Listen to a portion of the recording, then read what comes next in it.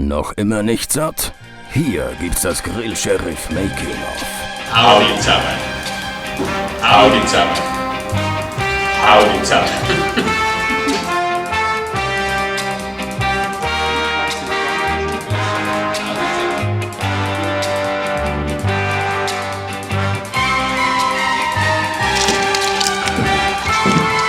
Ist das?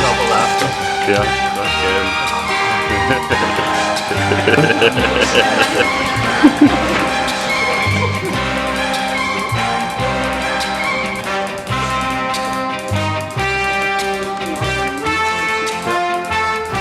schon das Mittagessen? Ja, schon, du hast jetzt genug gearbeitet heute.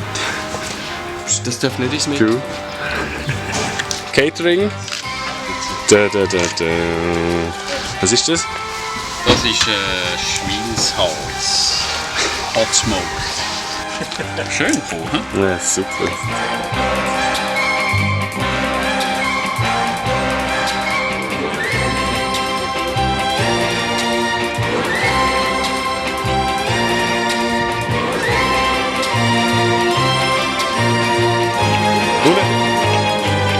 Yeah, baby.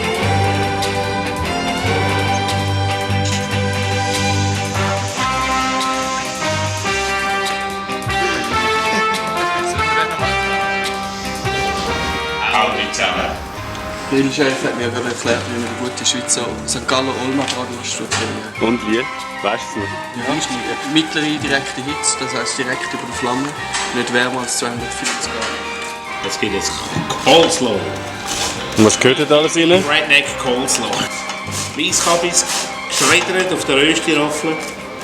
Dann Zucker, ein bisschen Salz, Äpfelessig und Mayo. No carrots. Okay. Cool. Take one.